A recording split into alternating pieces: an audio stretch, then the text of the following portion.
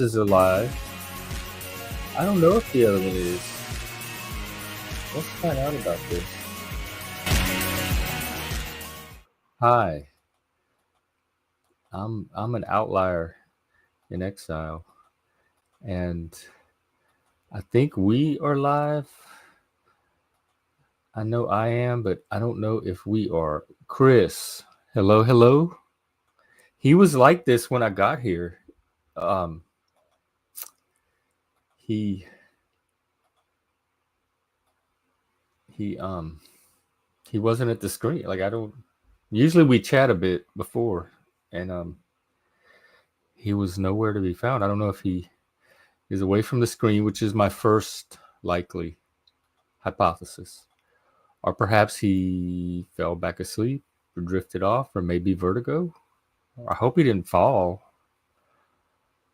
I hope he's not like on the floor being able to hear me, but he can't reach the microphone. That would be the worst case, but also my least likely, although it would not be out of the realm of shocking. So we don't know. We'll find out. I'll leave him up there and I'll see if he shows up. Chris, if you're there, we're all here, worrying and wondering about you. All right. So I pulled up the news. It's the usual Trump stuff, Israel stuff. I don't really have anything to say. Oh, here's another Chris. We got two of them now. Ooh, what's going on today? The computer froze up. I'm trying to get it restarted right now. I just logged on the phone to. Oh, okay. Let you know. Could you hear us? I mean, could you hear me the whole time? No. I mean, it froze up completely. So I figured, but I knew it was after 2, so I knew the show started. So I just wanted to. I didn't know if it was still stuck up there or not. And then I logged on the phone and I saw that it was still up there, and you were kind of talking a little bit about it. So. Okay. Well, we're glad you're here. I was. What's going on? Nothing. I'm sore and tired. That's about it. We don't have to go long today. In fact, tonight's Survivor anyway, so I gotta rest up for that. I think we're talking about women today, or at least that's the topic that keeps coming up backstage. So, like women and mental health. How do men, or maybe other women, because I do hear this from other women. How do they stay mentally healthy around the frustrations and, to me, the irrationality of a lot of women? That can be a big stressor. Yeah, I'm sure they can. It's certainly one of the things that pushed my wife into psychosis. So. Oh, from that other girl. Yeah. It's pushed me out of jobs. It's pushed other people I know out of jobs, communities. I consider the wokeness and the cancel culture a kind of a form of female feminism. Like, it's not a male thing. Men don't care about that stuff.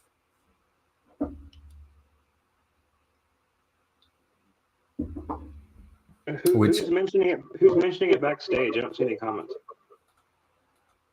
I'm talking about behind the scenes. I'm not talking about like right now backstage. Oh, okay. Never mind.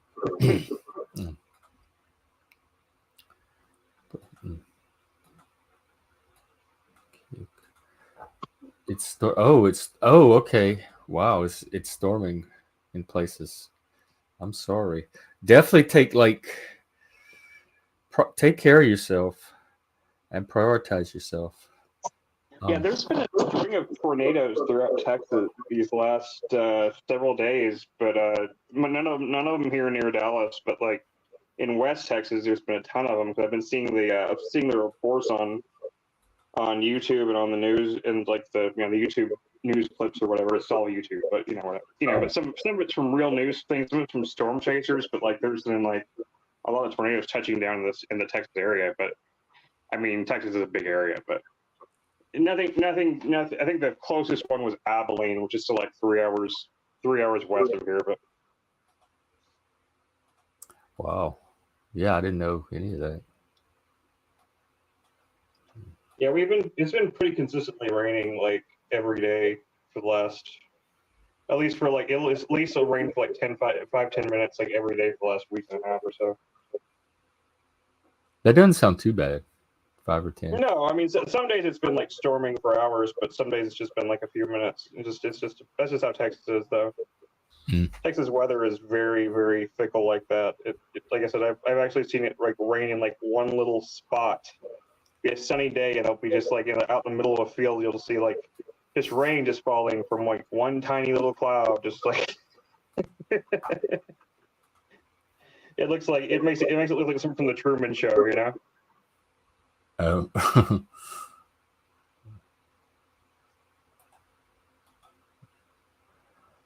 What's going on with you?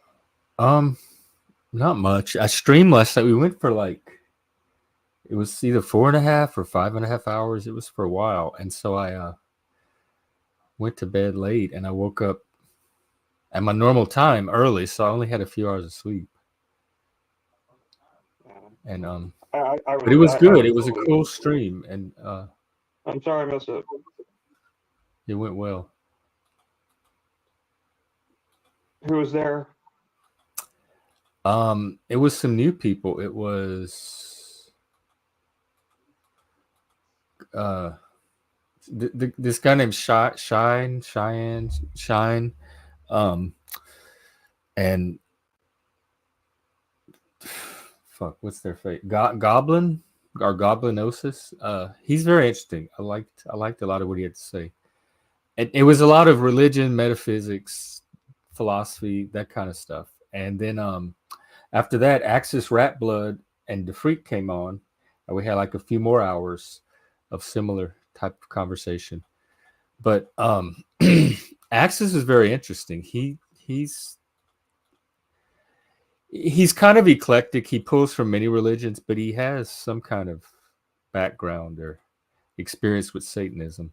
And he's a rock person. He had a rock band, and he used to tour with Thrill Kill Cult. Remember them? I remember them. I don't think I know any of their music, but I know the name. Yeah. Oh, so yeah, we talked about his rock and roll experiences. Oh, last night that could have been anyone. You probably talking about Axis. Yeah, Auntie, we're Generation X. We're trying to pass on our wisdom, or have it at least. We don't have to pass it on like in person now. We can just make sure it gets archived one time and captured, and that's I guess what he's trying to do. I liked our conversations. I related to a lot of it. Yeah, I'm sorry I missed it. I was passed out. I didn't know you'd even started a stream. I was awake until like midnight. When did you start it? I don't remember, like 6 or 7. And I had messaged you because we had talked about doing the demon game. Yeah, do you remember talking about? Yeah, I know. Doing an evening stream later, and I think I messaged you saying, "Do you still want to stream or something?" Let me see. Yeah, I guess I just didn't. I didn't see it. Oh, maybe I didn't. That was the night before. Oh yeah, because I didn't see you on Discord. It had you as off. Oh, just if it says I'm off on Discord, I always have it on my phone. So even if it says offline, just you can message me anyway. I have it set for any direct messages to actually like do like the notification thing, the ding or whatever, you know. Okay. It's about as reliable as a text message for me. So. All righty. Well, tonight we'll be doing Survivor and then play it by ear after that. Well, around between like 8 and 10 anyway. I was finishing like my plugging in things in the car thing, and I think I actually got to the point where I can put the frame back in now. So. Oh. Okay. No, that's good. I after that, it's just a matter of just plugging the stuff into the frame and then putting back on the exterior, like the extra stuff, you know, like the actual dashboard and stuff like that. So it's actually pretty close to being finished. It just I can only even at night, even when there's no unless it's raining, and even then a little bit still hot. But like unless it's raining, like it's so hot even at night out there. It's like I literally cannot stay hydrated fast enough. Like I take like a bottle of water and I'm just guzzling it the whole time, and like the water is going in my mouth and then pouring out the top of my head. Yeah, I don't know why it's so urgent. I would not. I would wait for a cooler day. Yeah, we just need our car, and it's not going to get cooler for months.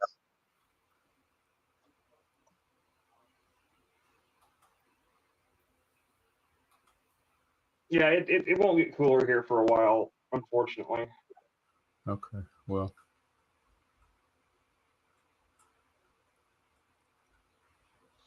I gotta go get my kiddo, stuff like that.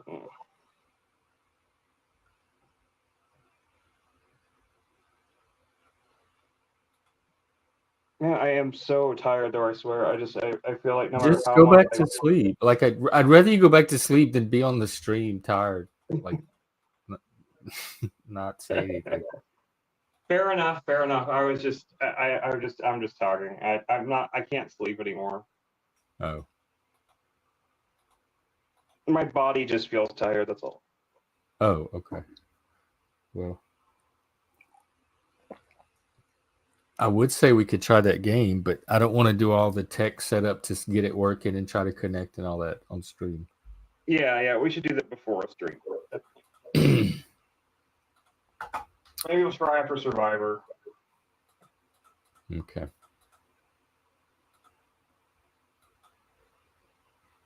Working car for and move. No, Auntie. This is gonna take way more than that. A single GoFundMe is not gonna solve this. This is lifelong lifestyle, life pattern. Whatever you want to say. But he does have a. What is it? What is that? Your GoFundMe? Your Cash App? GoFundMe. Yeah. No one's donated since we first started trying to do it, but it's okay. You know, I appreciate everybody that donated, and I don't. And I still think we should do a Patreon though, like separate from like for the channel itself, separate from either one of us. Yeah, that's probably a good idea. We just got to come up with some tiers until we get, because when we get monetized, we could do memberships like Flo does, like $1 or $2, and then people could get the little badges or different color name. But right now, the only way we have to do that is with wrenches, and I don't know if I want to just give away wrenches as a tier. You got to pay up for that tier. That's got to be like, But I would like, and it's more about a way for it to start feeling like community. Like the regulars can start feeling like there's something that shows that they're a member here, that like sets them off as they're a person that's part of this community, and like a little membership badge or a different color name or something is one way to do that. Like I know when I'm at Flo's and my name is in green, along with all the other people, I'm like, oh, I'm part of Flo's community. Look, I have a green name like everybody else. And so just stuff, it's like psychologically, but it does kind of lend to that sense of community, and people like it, or the people that do like it can have it. Yeah. No, thank you, Auntie. That's very what is that? Okay, I'm interested. I'll try anything at this point. I mean, I was ready to summon demons last week. So what does put the one out there for? Is it just something you mentally do? Like just, I want this channel to grow into something helpful and larger, like with a lot of capacity to have a lot of reach and help other people, etc. And right now we need about 200 and something to monetize, so we could start doing memberships, super chats, that type of stuff to help a little bit with the funding. And So that is my. Is that too long? Is the universe going to understand all that? Should I make it more concise? I'm envisioning the channel growing. I'm envisioning the numbers going up. Universe, you get the picture. I'm not the only YouTuber out there. You know how you know YouTube. Just go look at the other channels. Don't make me like them because a lot of them I don't want to be like. But look at the number part. Just look at the analytics part. And well, that's even longer. Suck. I suck at this. Okay, Auntie, I'm open to some coaching. How do we do this? If you put the desire out there. So do I have to verbalize the desire? Can I just I know what the desire is. It's putting into words that I'm struggling with. Because I've done this before. I did, like I said, I did it during COVID. I did it in my real life jobs. So I know what I'm trying to do. It's just making the universe understand that. Which, if it's the universe, it should already know. It should already be helping me.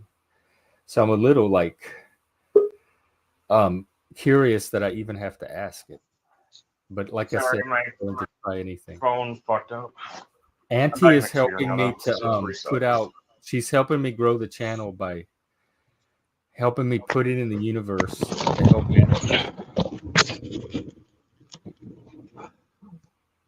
So that's what I'm working on now.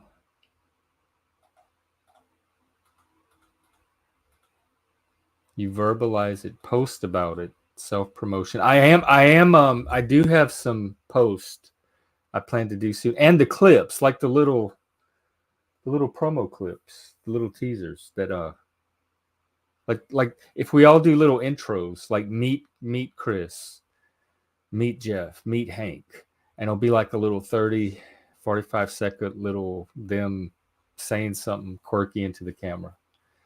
And then we just start spreading that on social media and see where it goes. The universe is fickle. I know. That's why these people that can harness it, I'm kind of in awe because I don't know how they're doing it. Are you okay? Oh, I have a headache. Don't worry about me.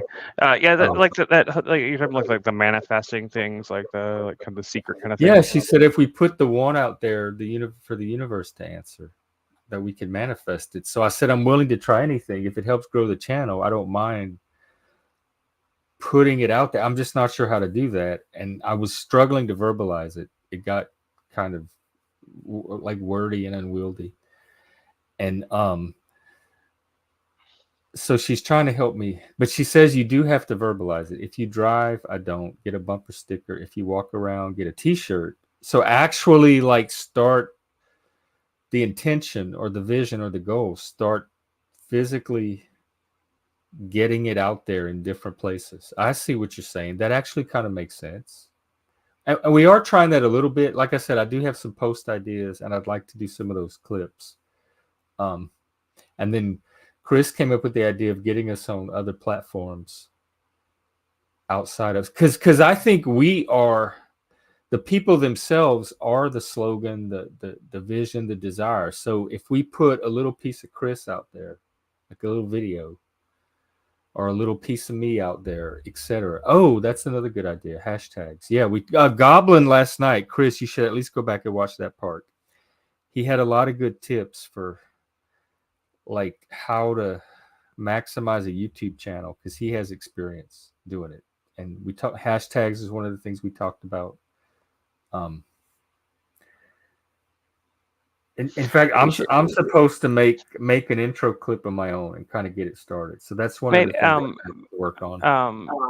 You know that image, that one AI image that people really liked or whatever that you use for one. Oh yeah, the orange. You should throw that up as the background, and then we can see if enough people are interested in a shirt or something like that. We can do I can do a print on demand. I know a good company that does print on demand work, and see if people are interested. I mean, I wouldn't be doing it for profit. It would just be like, it would just be like the base of the cost of the shirts, but it would be good advertisement to get it out there.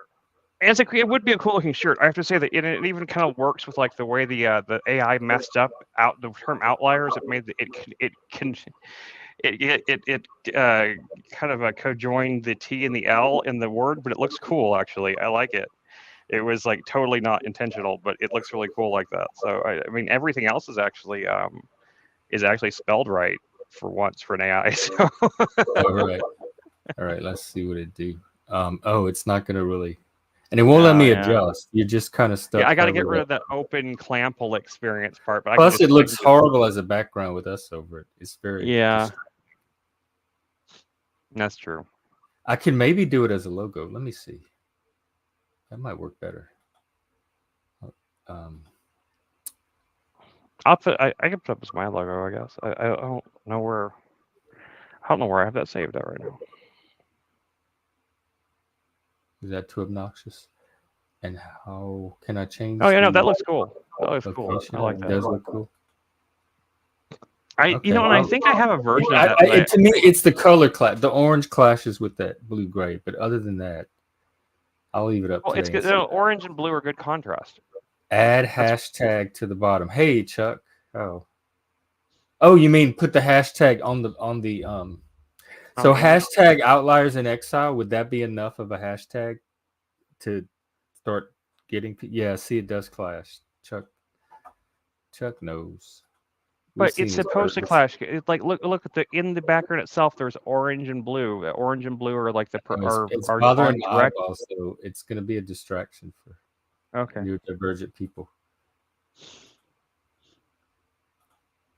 But yeah, like I do agree. Something like could you put it in your logo?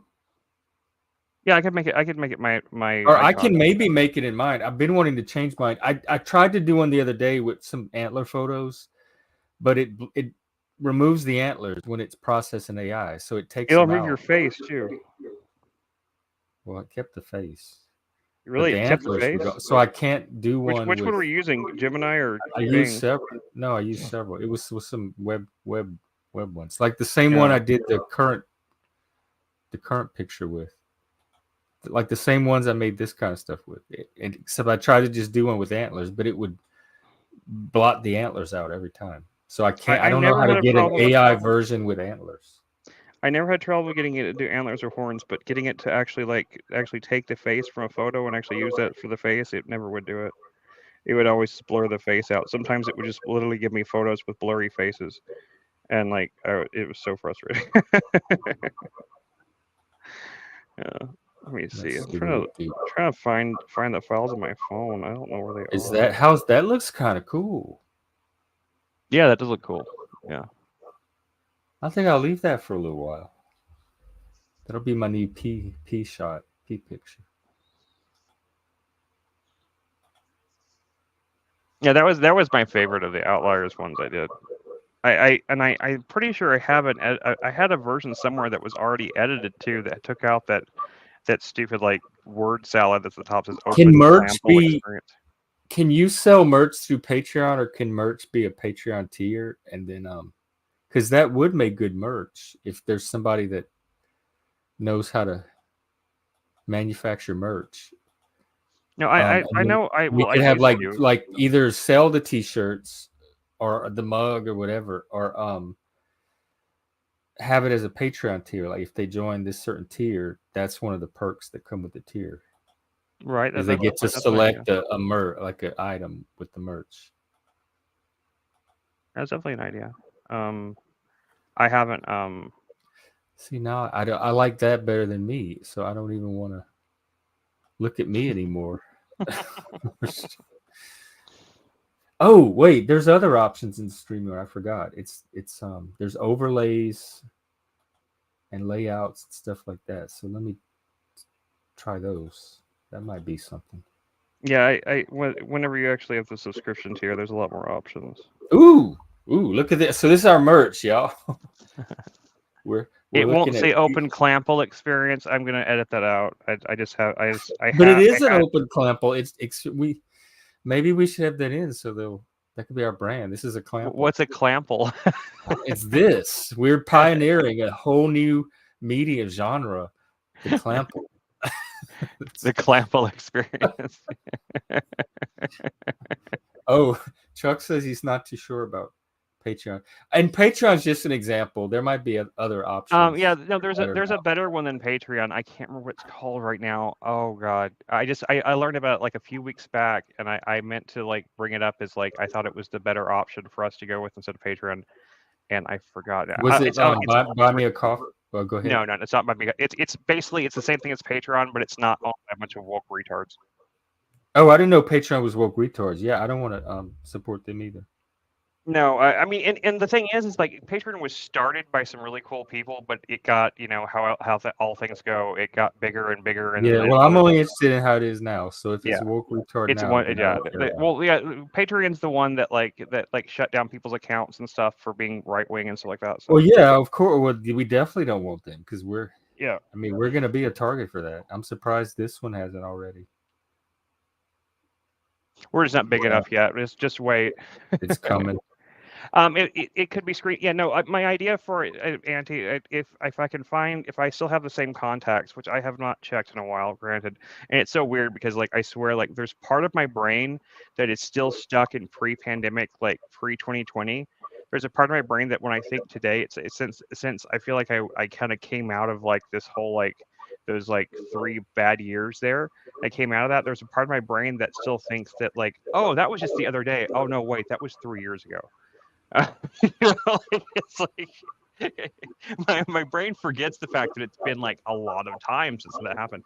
But I had a really good print on demand company that we were going to make we're going to make some shirts out of Lindsay's art and stuff like that. We're going to try to sell them on Twitter and stuff like that because we had this guy that she had some fans at the time for her art and that really were asking her to do stuff like that. So I designed a bunch of t-shirts and stuff like that and using her artwork and stuff like that. And we were going to do, and we even set up a little store site, but we never actually opened it because then everything went to hell. So, but it's like print on demand. So like pretty much like you don't have to order like 1,000 t-shirts. You do get, if you do something like that, if you actually order, I think the bottom line is like 500 shirts. If you order like 500 shirts, you do get them for a significant discount, so you can actually sell them, make a profit on them. But pretty much, if it's print on demand, you're going to make like a few pennies per shirt, but which is fine. It doesn't matter. It's advertising. That's the main thing. So like the people are just paying the print on demand company to make them the shirt for you. But I just have to. I don't know where it's at right now. I'll look through my computer files and find it. I know it's on there somewhere. Oh, you know what, Auntie? My roommates might know. They're connected to the arts and the community college and the tech community and all that. So they may have people locally that know how to do that. Oh, your wife has the stuff to make t-shirts, Chuck? You want to go into business? You want to make some t-shirts? We could do that. I would love it to keep it in the family, as they say. Yeah, me too.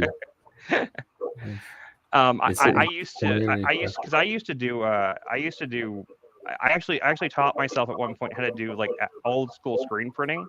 I built my own screen printing frame and my own screen and everything like that. Did all that work and got it all like ready and set to go. And then I never used it again. I don't know what to have to do it now. I made like 3 shirts and they came out really well. We were like, wow, look at these. These are so cool. And then we just never did it again. It was a lot of work, to be fair. It was a lot of work. But hey, Chuck. But we learned how to do screen printing like the Andy Warhol style. The way Andy Warhol did all of his screen printing work with like the soup cans and stuff like that. We learned how to do it like that with like the different layers of cutouts and paint and stuff like that.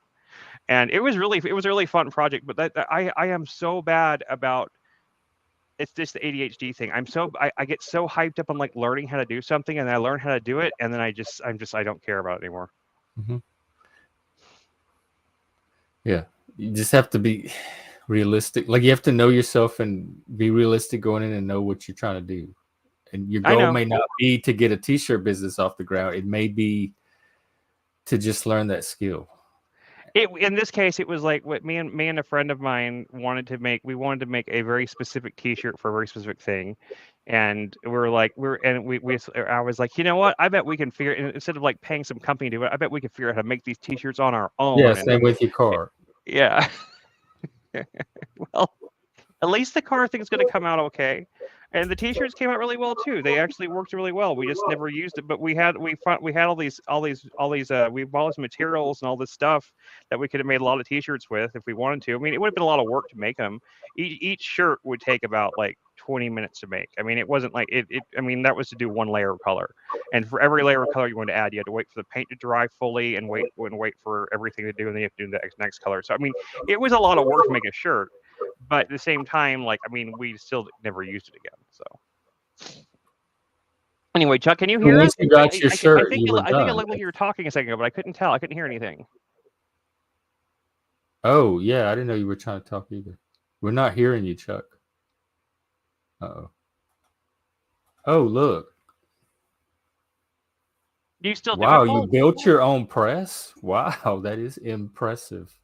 Well, I mean, technically, what I built was a press, but it was screen printing or silk screening, but it wasn't. It was just very, very DIY. I mean, I hammered together a frame out of like plywood and found some really thin, some very, very, very fine mesh. Just to make a T-shirt. Just to make a T-shirt, yeah.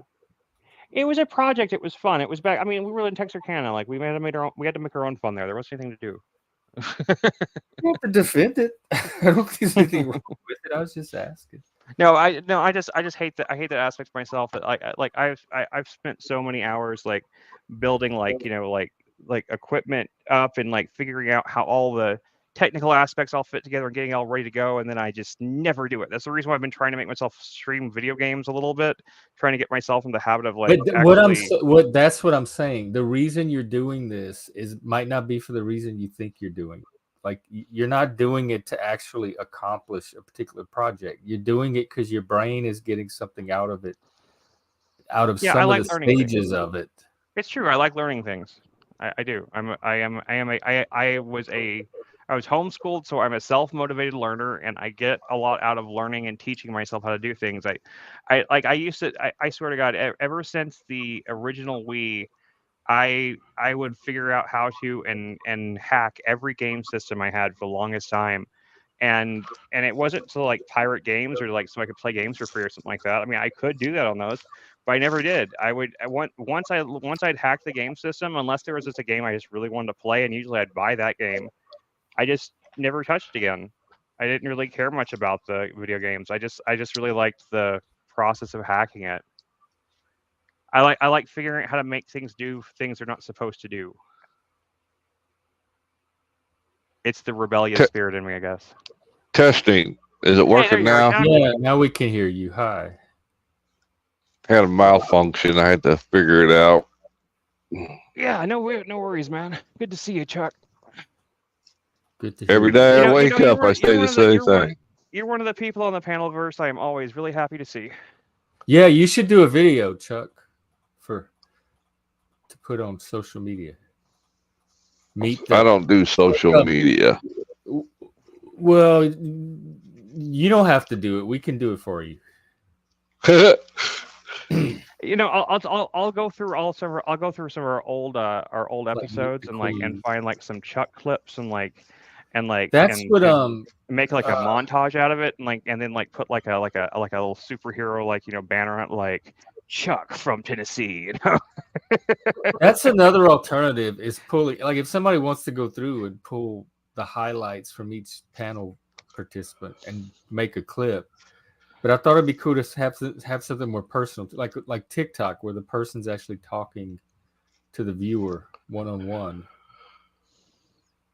But either way is an option. The idea is to just start getting each individual personality out there as their own thing. But I'll see what I can come up with. Well, I do have another Outliers and Exile shirt that's got like a bearded man in the background too. So maybe you could be the third outlier in one of the pictures, if people want a special Chuck edition. Nah, nobody wants Chuck. We need bobblehead. We want Chuck. A We want Chuck. Like I live by the Fun Pop factory. Maybe I can get them to make Fun Pop heads of all of us.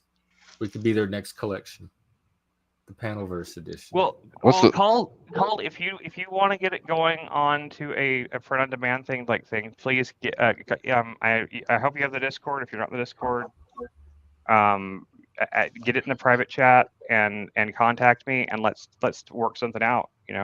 Because I would like to do some stuff with Chuck. I think Chuck, it sounds like the way your wife set up, because it's one of those circuit machines.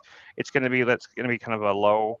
You can't do a whole lot of shirts real fast with it, but it'd be really cool to do like some specialty shirts with that. But if Cult has some ability to do print on demand type things, that would be really cool too. So it'd be good to have multiple sources,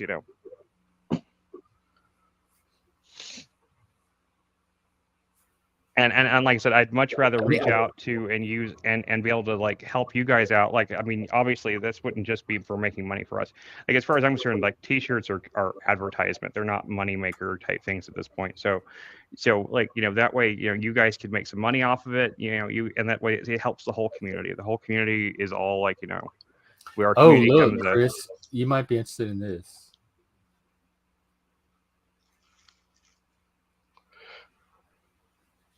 Using their free training. Okay.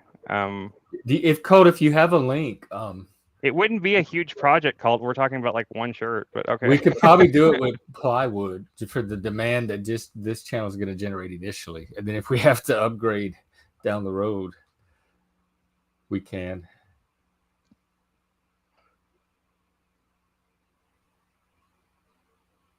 Okay.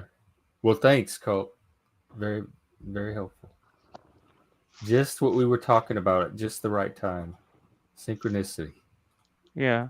Synchronicity can be really cool, or it can be a real bitch sometimes. I think it's telling us to do T-shirts because Auntie was saying it, and then Chuck showed up, and his wife has the capability of the Cult shows up, and he used to actually have a T-shirt company and build his own press. That's too much convergence all at once. I think that's a giant green light toward T-shirts or merch, or it's the devil trying to lead us astray, in which case I'm so glad he finally showed up. That means he's at least interested in this channel now. Yeah, no, Cole, I understand that. Although I'd love to hear about some of their projects and stuff like that. Like, that's one thing this community is about. But one of the things that I really believe about community building is that, if people have projects and things they want to work on, they want to do. If there's anything I can do to help with that, I mean, I'm not talking for money. I'm not talking about necessarily as a job. I mean, if it ever came into that, that'd just be fine. But I'm just saying that. But anything that the community can help each other out with is a big deal. Is a big deal. A big part of my philosophy. So if there's anything that that you're working on that you'd want some assistance with or something, let us know, because like we don't have a huge community yet, but we have a lot of really talented people in our community that I think that that probably would be probably more interested in what you're doing than you probably think they would be. And like where's that channel at? Is it on YouTube or is it on Etsy? Life Hacker Couple. I think I am subscribed to them, actually. I think I've seen their channel before. I don't know if I'm subscribed for sure, but I think I've seen it before. Life Hacker Couple. Okay, I'll put in the link.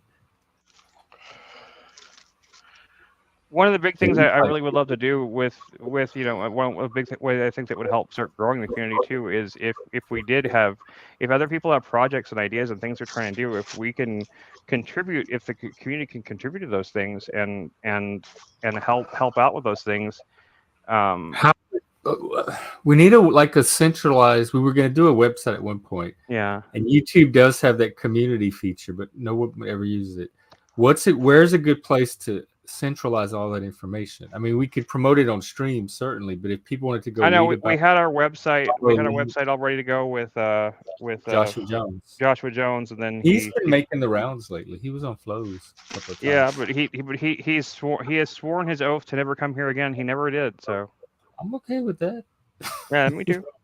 I'm fine with it. This is a third place. One of the principles is it's completely voluntary. There is no obligation to be here. Absolutely. I'm just saying, but unlike IFI, who made the proclamation then came back the next day, Like Joshua Jones. Oh, Actually, right. I mean, I respect him for it. Even I respect the fact that he said, "I'm never coming back here." He never did it. Like I kind of miss him. I kind of wish he'd come back sometimes. But at the same time, but I respect his decision, and I respect the fact that he stuck to his guns.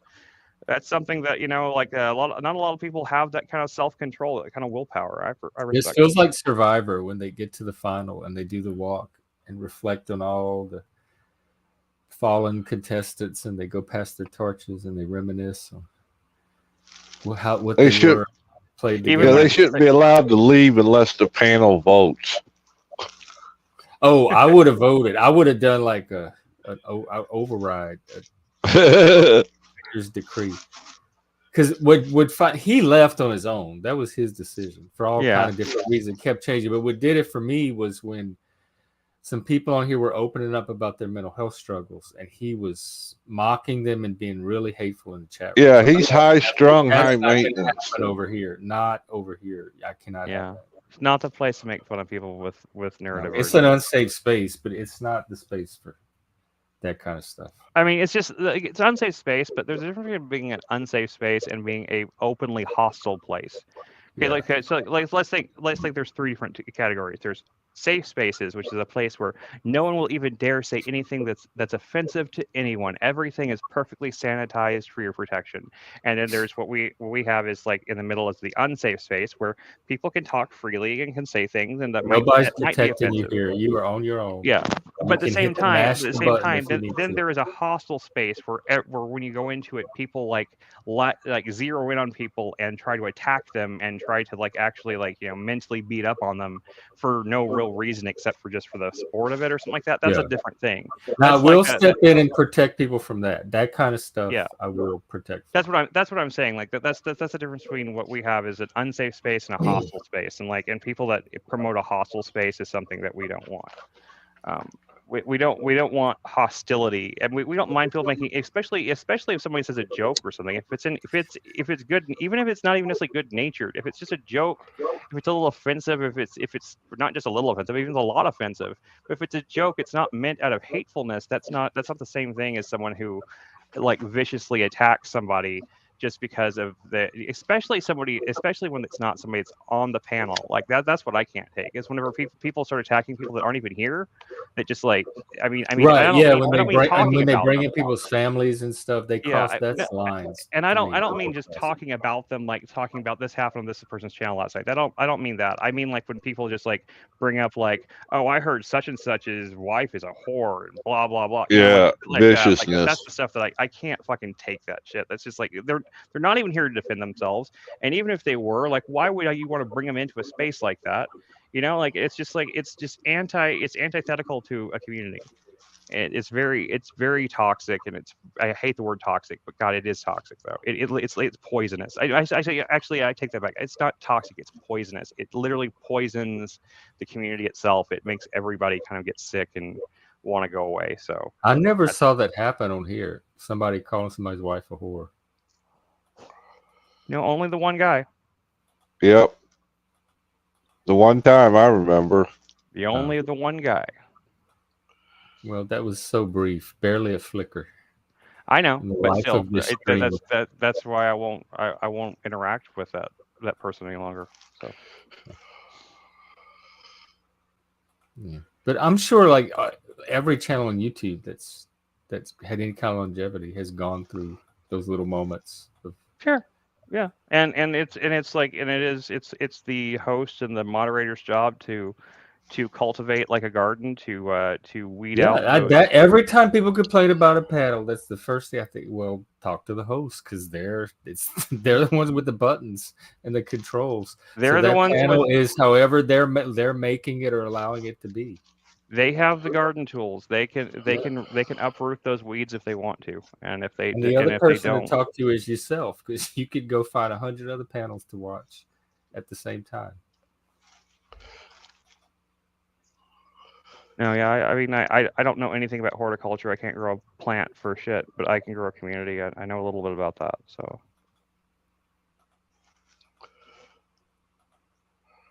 Yeah, Cold. It does sound like you're busy. I get that. Sounds like a good kind of busy. I wish I was that busy. Well, I mean, it's still I'd like to hear about your project called. If you want to talk about it offline or something like that, let me know. I'm just curious. I'm interested in. He doesn't have time to talk about it with you. He has to do it. I'm sorry. Well, if he doesn't have time to talk about it, that's fine too. If he had time to talk about it, he would have time to make a T-shirt. Oh, really? That is true. That is true. I have gone around the panelverse myself and just looked for other open panels. I have looked for other open panels that would be I mean, the closest thing we have, closest thing to a panel like ours is probably Machine, Talcott, and Flow, and that's about the three closest channels, and they're not like our panel, but they're the closest that I have seen in the entire panelverse that is anything close to ours. Like a lot of the open panels that are out there are just like I don't even know what to call it. They're just like angry people mukbangs. They're just like it's just like gluttony on. It's like drama gluttony. Drama gluttony. It's just people screaming. Oh, I'm writing that one down. Drama gluttons. Drama gluttons. Yeah. Last night, Flo had a guy from Africa and a guy from Mississippi. Oh, they were going at it hot and heavy. Oh, wow. Yeah. Black. What would a guy from Black African versus American African? He's American African. Which one was woke? The American. Well,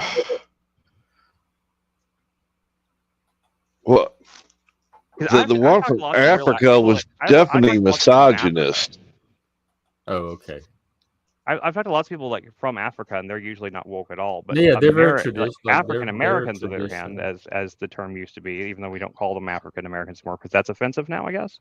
I've always called them black. The people I grew up with are the ones that said. I remember in social studies in 7th grade, the teacher was talking about colored people, and one of the black girls stood up and she said, "Colored people, you don't see we be red, white, and blue. We be black, babe." And ever since then, I'm like, they're black. There's no higher authority than that for me. From this point forward, I still stand by my stance that I don't care what color you are. You're a human being, or you're. I mean, if you need to narrow it down more, you can say they're from this country, they're from that country. I do not understand the advantage in colorizing ourselves in that sense. And yeah, you're either American or you're not. Yeah, that's the way I look at it. I also don't understand the point of pretending somebody's not obviously the race they are. I mean, that's fine. It's fine. Someone can be black, but I just hate that. I hate the identity. That part person of it. over there in the red shirt with the brunette. Oh, red shirt. He's a MAGA. Oh, you mean the black lady? That.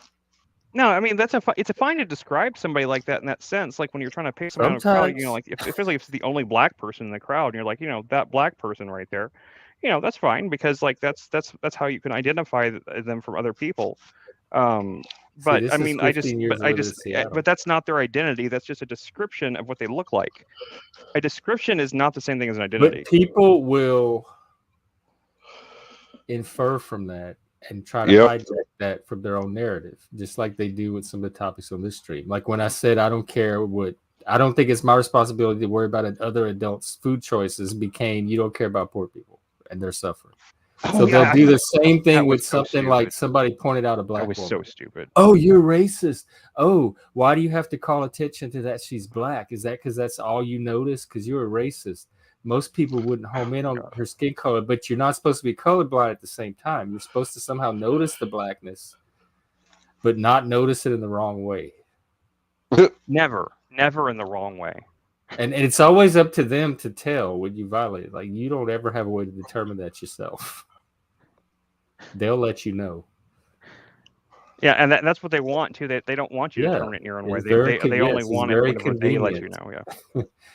Yes. They have entire departments that can do it for you now with 6-figure salaries. Man, I wish I could get one of those jobs. I'd be. We thought in 2020, me and some of my friends thought about it. We're like, we could do this DEI stuff. It's so easy. Like, why don't we just all go get jobs as DEI consultants? And then once we make a lot more than we're making now, and we could infiltrate it from within. Yeah, and Chaos once and you get conformity. once you get it going, you get up in the and you get up in there, you can start subverting it from Yes, underneath. And like, exactly. That's still not off the table. Like that was I am exactly the plan. 100%. I am 100% I down know for more that. about diversity than any of these people who have never been around Black people or diverse people in their life. Like I grew up in diverse. Anybody from Louisiana can go and do DEI better than any of the white upper class liberals that come out of these colleges. So if they want to do DEI, just ask me. I can show them how to do it. It's not that hard, and it's not this. I don't need a whole department to do it. You know, I mean, not only is that kind of a good idea, and I mean, not just kind of it. Not only is it a good idea, it's actually something that could actually produce real world positive results. Yeah. You know, yeah, it's something that could actually be I done. taught mixed classes all the time. We never had an issue. Never once did race or.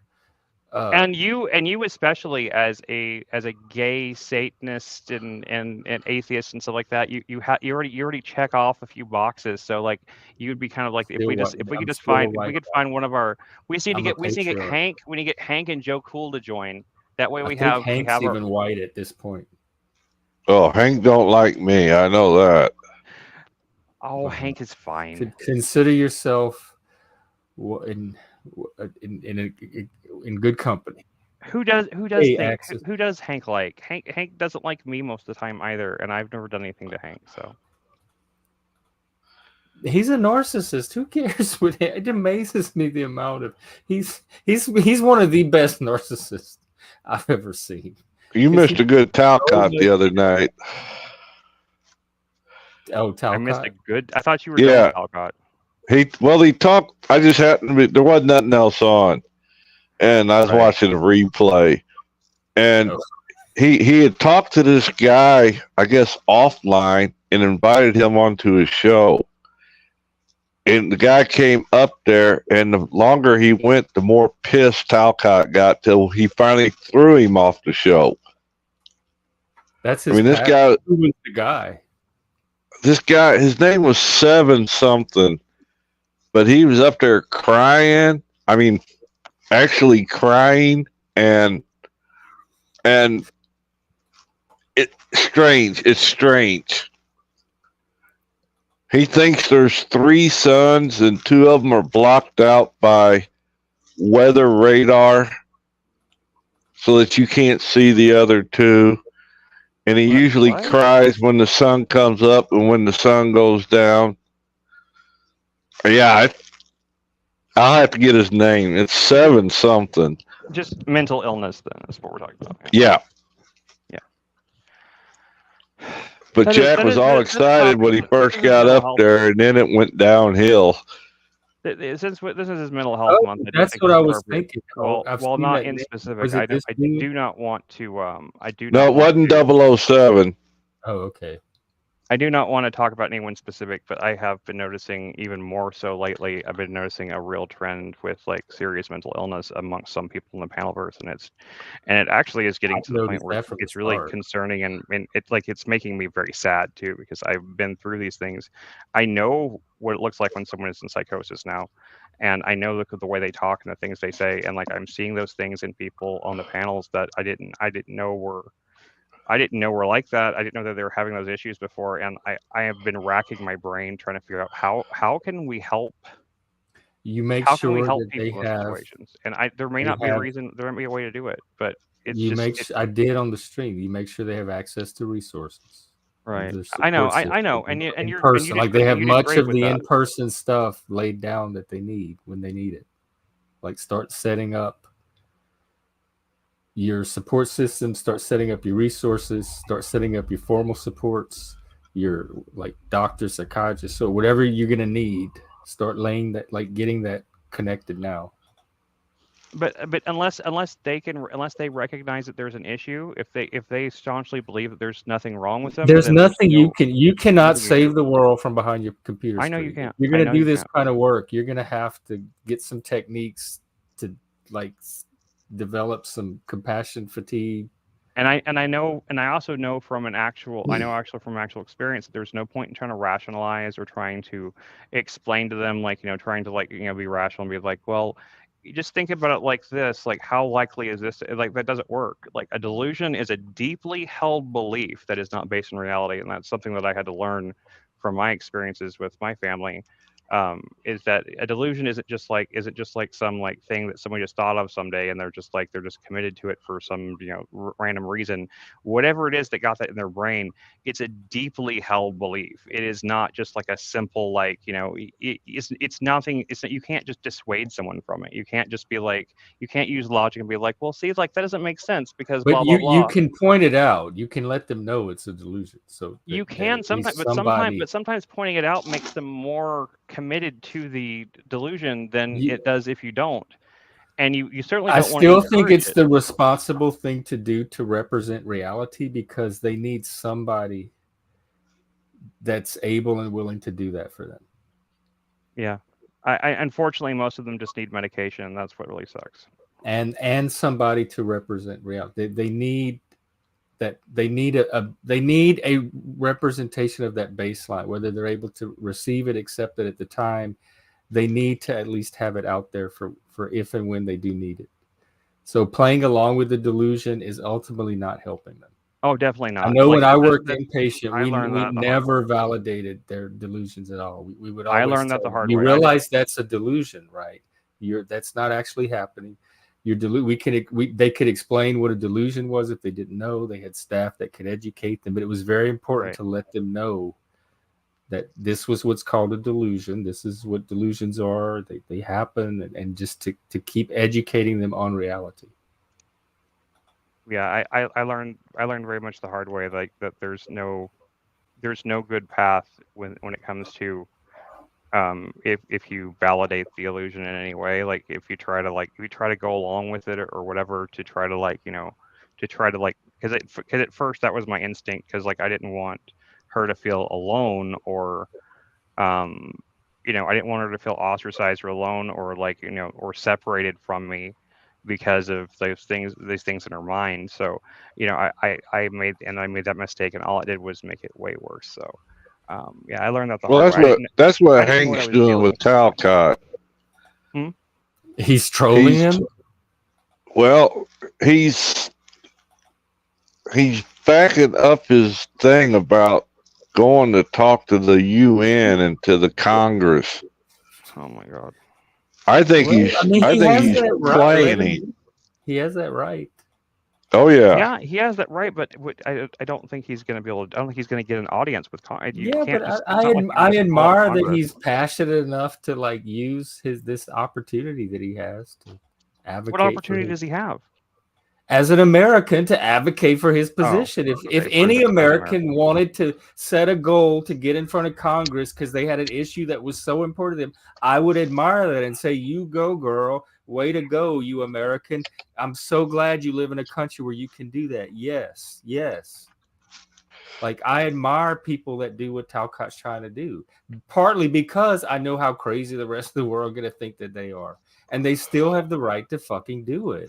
But you don't think... I hate people that shit on people's dreams for motives that I don't always understand. Like if it's a completely unrealistic dream, like if he's trying to be an astronaut or something, yeah, of course, that's laughable and mockable. I mean, yeah, but at his age, he has a cause he believes in. He's trying to get it in front of people that have the power to maybe help. Why is that mockable? Well, I'm not mocking it. I genuinely worry about people like that. I genuinely worry about the mental health of people like that. I'm not mocking them at all. I am worried about his mental health just from stress and anxiety and stuff. But I don't take it as a sign of his mental health. Like, plenty of people are passionate about the political causes and advocate for them. Why is that a marker of mental illness?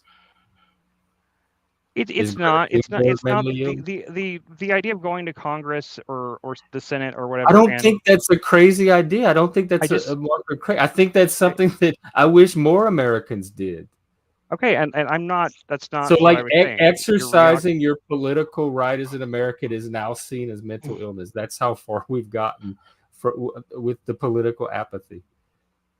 Well, that wasn't my point. My point was that if he really expects, though, that if he actually gets that audience, that's actually going to I mean, I guess it could. I guess we could have a Frank Capra, Mr. Smith goes to Washington moment in this country, but let's be realistic. It's not going to go well.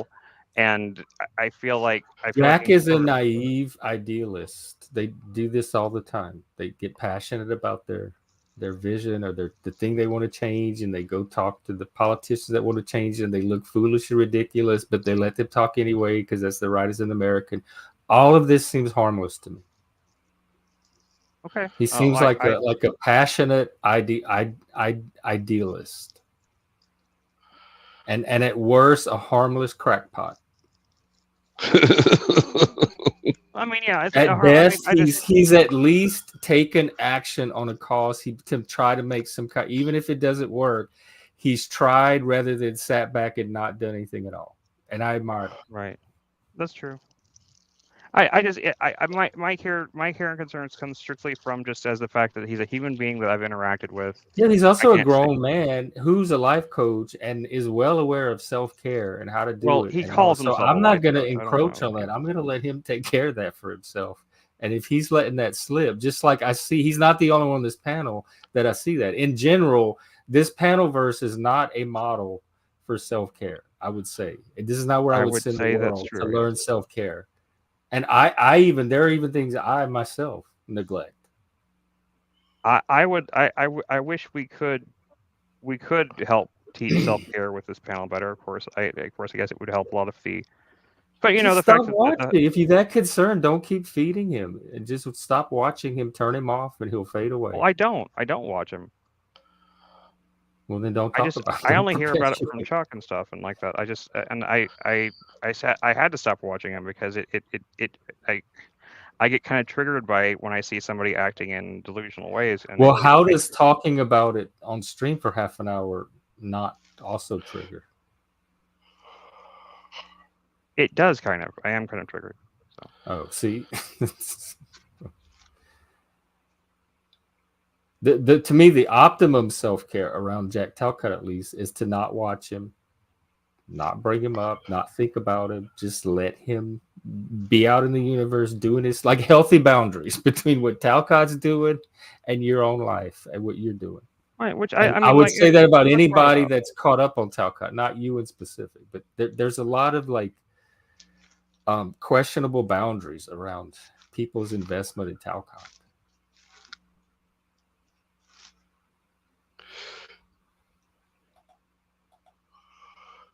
I'm gonna go get a refill. I'll be right back. All right. But yeah, Chuck, I think that'd be really cool too. If you and your wife would like to do like maybe like a small run, we could do like a limited run of like a few shirts or something like that. Maybe we could do a couple. I'll show her the design and see what she can do, because that's her area of expertise, not mine. Whatever their costs there are involved in it, let us know. I mean, I'm broke as a joke right now, but if there's not much other than to do just a dry run. There's hardly any cost. You still have to buy what? You still have to buy the shirts, and those blank shirts can be expensive. They can be, because I think I would really like it. I really like it to be on an orange shirt. I'd like it to be on a shirt that's already orange. Because I don't know, it would work fine on a white shirt. It would contrast well on a white shirt too. So that would be fine too. Now, see, it pops good. That orange pops good with that black background, like Jeff's got it. That's true too. Black would work as well. Yeah.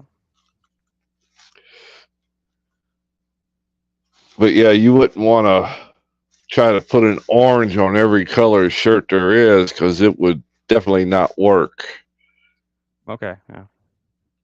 In my opinion, I like whenever if I like band shirts and stuff like that, and if like the logo is like in like that color and the shirt's that color too, I always like that. But that's just me. It's just like my ADHD. So yeah, don't worry about me. Don't worry about what I'm saying.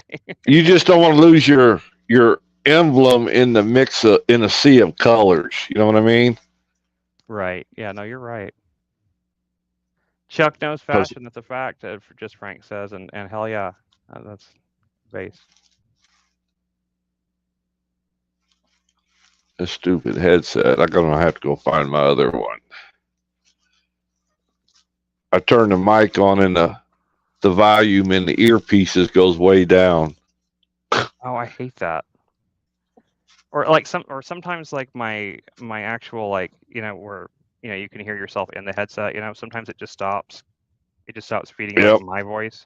So all I can hear is I can hear everybody else, and they can hear me, but I can't hear myself in the headset, and like it drives me crazy because I just hear my voice in the room, and I just feel like it feels like it's not working or something like that, and it drives my brain crazy.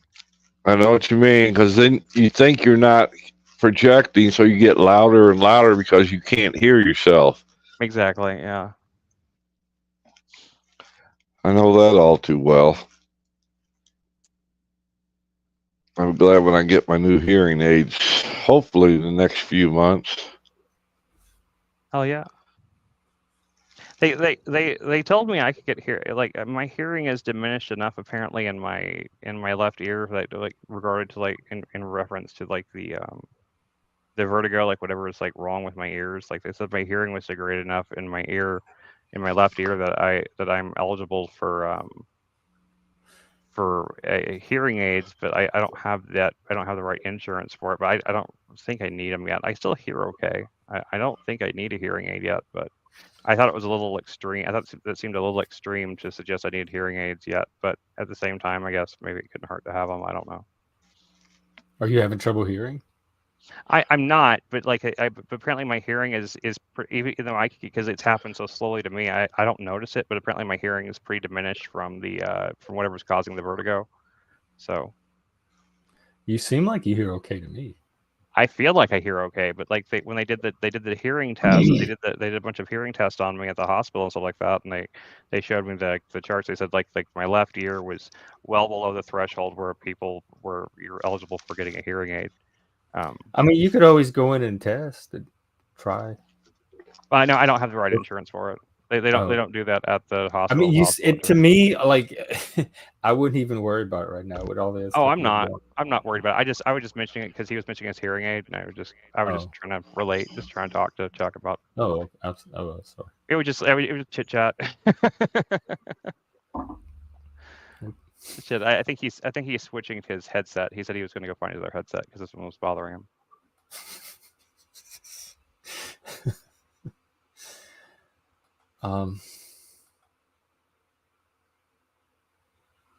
Yeah, you try. I mean, I don't have to do it. I'm not all caught up on Talcott like everybody else is. But y'all try it. See what happens. It might help y'all too. In fact, it might have more effects on you. Maybe you can offer to be Talcott's life coach, for free if he comes on stream and does life. I don't. He might be beyond the level of care that I'm able to provide right now. He may need more than a life coach, and he definitely needs a barber. That's the first coach suggestion I would give him is some grooming, because that's when I first noticed. Not that it, if that's your style. I'm just if he's going to be a real guru, he's going to shave his head eventually. So, needs to be saved. No, I see. This is where I disagree. Jack is a grown ass man. The last thing he needs is rescuing, especially for himself. And I would say he says he needs to be saved, and I don't mean by Jesus. So that could mean a lot of things.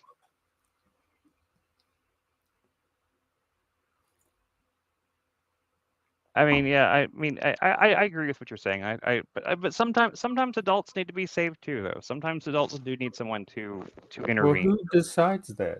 Again, that's no like one. That patronizing condescension that comes from the left. But it doesn't have to. Even the Christians weren't this obnoxious when they were like trying to save the gays or condemn the gays or whatever they try to do with this. They like ran it and raved and expressed themselves, but they didn't try to like come in my life and harass me and physically try to get me to stop doing something or do it their way or anything like that. The left is just really obnoxious about it.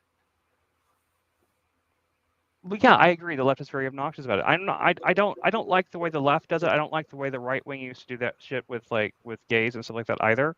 But I mean, there is a way to to genuinely reach out to somebody that might be in like a crisis. I mean, we've talked about that before. Sometimes people are in crisis and it's not that they need to be saved. It's not like that you're saving them, but they need someone to reach out their hand and offer it and be like, hey, Yeah, I just don't think Jack's one of those people right now. Yeah, I don't think he's. no, And plus, that's plenty a of separate. people have tried, so That's a he's. separate subject. But you just made this. You just made the comment about that. But he's a grown man and stuff like that. And I was like, I don't know if that really matters for when sometimes somebody just You're needs like a talking man. about when people are in a legitimate crisis. Yeah. And when they're in a legitimate crisis, their age, their gender, none of that matters. I don't think the situation you're talking about applies to Jack Talcott at this moment. No, I agree. I agree with you on that. And my comment was for Jack Talcott at this moment. It okay. wasn't for the people you're My talking mistake. about. I thought you were talking about in general, like you don't think that Like adults just let need to people suffer in a crisis and save themselves, like no lifeguard on duty. That's the way it sounded to me. I didn't know what you meant. Well, I don't know. Y'all have a weird way of interpreting me lately. It's just the way it just sounded in a very general statement. But all I can now that we said I the hate word, the poor, and I laugh at people in crisis while they struggle and suffer. That's not what I meant, Jeff. Jeff, I misunderstood what you meant. I don't think that you're a sadistic person that laughs at the poor and doesn't want to help people. You've tried to help me in many situations when I have been in crisis, so I know that. Then how do I end up with these misinterpretations? If people should know better, to me they're so obviously false. How do people end up even falling for them? I maybe sometimes I think I say things like when we're on the show that sometimes it's not even about a specific response to a specific person or something. Sometimes I just hear like words said and I just try to continue the conversation about it and so please don't take it as a personal insult or anything. Oh, I'm not insulted. I'm just trying to understand it more than anything. Because I'll hear other people on other streams talking about me, like conversations we've had on this stream, and I think the conversation is going one way, and then when I hear them describe it on another stream, I'm like, that's what not they what think about me. That's how they heard me. That's what they got out of. Wow, how they don't know me at all. But when they're on the stream talking, it seems like we're connected and understanding each other through conversation. Oh no, believe me, I had never heard too many people like actually talk about me, from the stream or anything until very recently, and I was blown away by the way that little things I said or did were misinterpreted. I think rather willfully though. I don't think it was an actual misinterpretation. I think it was very willful, but still. Who was? Wait, what? I'm sorry. I was looking at Frank. What happened? Who are you talking about? No, you know who I'm talking about. I'm just saying, like, Oh, okay. I've heard recently there's been people that have been talking about our stream and some of the things they have said specifically about me and some of the things I've said clipped out of context or this or that just like made me just blew me away by how someone could like I tried to do all these mental. I assume anybody that comes on a YouTube panel or turns on YouTube knows that people are out there doing that kind of stuff. Yeah, and it's true. They have trolls and fucked up people that are gonna clip it. I just assume that you knew, like everybody on here knows that. And I did know that, but for some reason I had always slipped under the radar until now. So it was just like it was the first time that's really happened to me. So it was my first experience with it. So I was just like, wow, that's incredible. Like that's an incredible interpretation of what I said. Oh, I'm like, check. Yep, just exactly like I figured was out there. Check. Well, you're a lot Dahlia, more, I would have if you have 10 an years example, experience and you're a lot more prescient than I am about those kind of things. So I just know people like it's. Of course, there's gonna be people watching these streams and saying, commenting and saying hateful things. I knew like. Before video, when you make blog posts, people would go and leave ugly comments. I know on the internet what the comment sections are. I know what to expect from them, and I know what to expect from the video commenters that are watching these streams. And that's something that's funny. That it's funny. It's something that in all my years on the internet, I occasionally would post something that would get some criticism or some praise or something like that. Back in the AOL days, but then I used to have a couple of blogs and I used to do this or that and like my 90% of my experience, like even my SoundCloud actually, got blasted out to like millions of people when I was on Cracked and stuff like that, and like I got a lot of like visitors to my page, but I got no comments at all, negative or positive. So a lot of my experience on the internet has been people that typically just kind of ignore me. So it's been I guess I got used to that. I got used to the Well, I'm talking about from just, I mean, I've had my share. I've had threats of violence. I've had people make profiles of my face with a bullseye on it saying shoot here. I've drawn all kind of negative attention, but I was a controversial figure from the start. But I have, hang on, I lost it. You said about the thing I'm talking about is not anything directed at me. I just see other boards and people talk to other people on the internet. So it wasn't even just like my own personal experience. I've just been on the internet long enough to know like the baseline level of the id that expresses itself in this medium. And so I can just transfer that to YouTube and kind of predict what the YouTube version of that is. And so far it hasn't fall. It's right in the middle of that range of prediction, just right on target.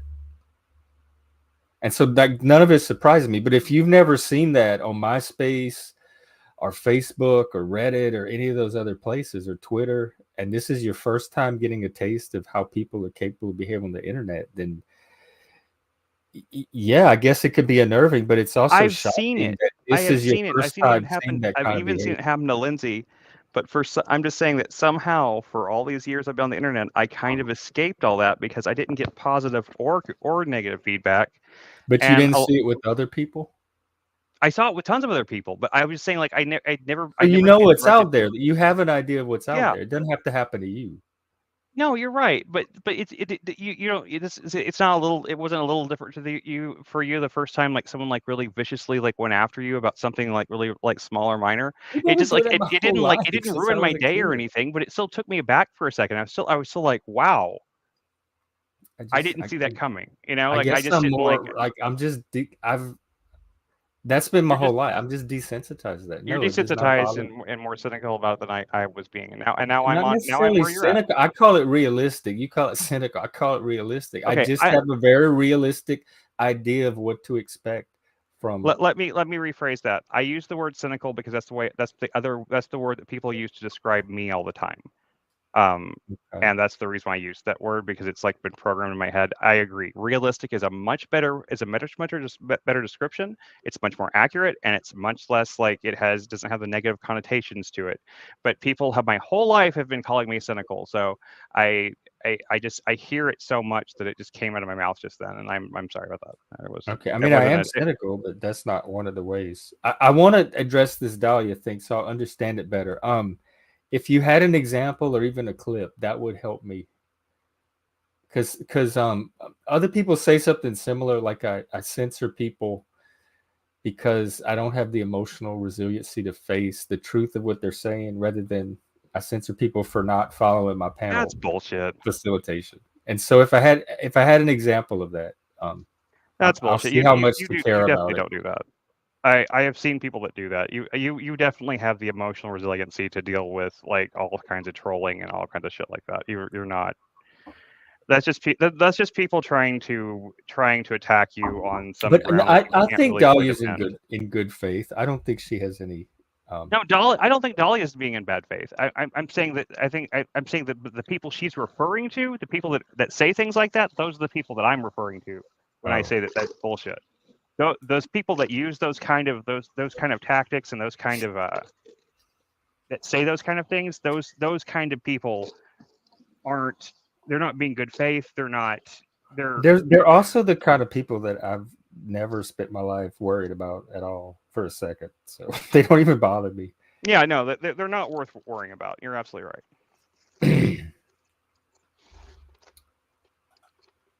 I mean, like whenever she said it's happened today with almost every topic. So what was one of our topics?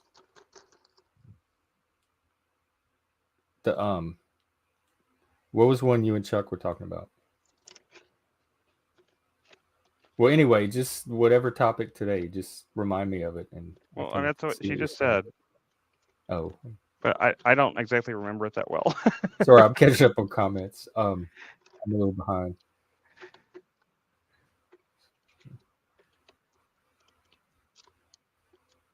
I think Frank wants to go watch Survivor.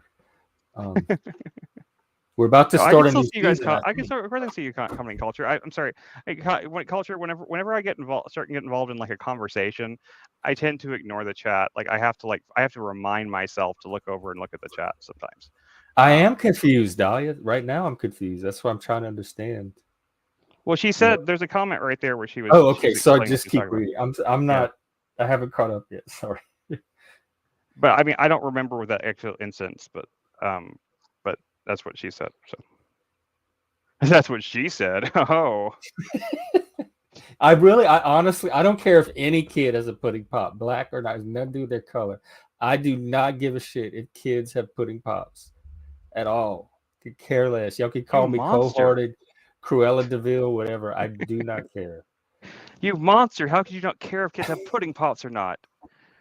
What kind of American are you? If someone wants to fund pudding pops for kids, I'm not going to stop you. I am not motivated to be the one to do it. They did miss out though, because they were good. I do feel sorry for kids that don't have the taste of a pudding pop, but I don't think it's essential that every kid knows what a pudding pop tastes like. No, called just so you know, yeah, I just want to. I don't tell people they're wrong for how they're feeling, or if I do, I'm not aware for calling someone's feeling. I don't moralize about emotions. I'm usually the one that's saying emotions are normal at whatever level you're feeling, or whatever is what you're feeling, and it's natural, and not to be judgmental about it. So this doesn't sound like me, but like I said, if it's all on stream, so if it happened, I'll own it. I don't even know which topic you're talking about. No, okay, I understand. This is a good example. When he made that comment about, I said, Talcott's a grown man, etc. And you said that sounded harsh because when people are in a crisis, blah, blah. She's saying that you were saying how it related to what you experienced, and I shot you down when you were trying to explain that. And what I was trying to do was to tie my point to the original conversation about Talcott specifically, and not to where you had taken it with your story. And to her, that looked like I was shutting you down when you were trying to explain it. No, I understand that. I understand that now. Now that I think about it, I get what you're saying. I didn't take it that way, really. I just took it as like some miscommunication. You were specifically talking about Talcott, and like whenever I heard it for some reason, instead of anybody like Talcott, but I definitely was not talking to actual people in an actual crisis like you were. And so I didn't want my comment to be misinterpreted, and that's what it seemed like it was being. So I was going back to correct that. It wasn't me shutting you down. Yeah, and dismissing your explanation. It was me saying yes. I even acknowledged that. I'm like, yes, if you're in a crisis, reach out. It doesn't matter your gender, your race, whatever. Anybody should reach out for help, or somebody should reach out to them, etc. I was just saying that is not what my comment was addressing, and so I didn't want there to be confusion. And I guess it was an attempt. It was his attempt. He was trying to not get miscategorized, and it came across like a conflict. I think that I didn't take it as a conflict. Me and Jeff have a little like. I never worry about come across. I worry about what actually is, and I know what it actually is. What it left my brain. So however it came across is somebody else's responsibility. I will be accountable for how I put it out there initially, and what happened to it after that is not under my control.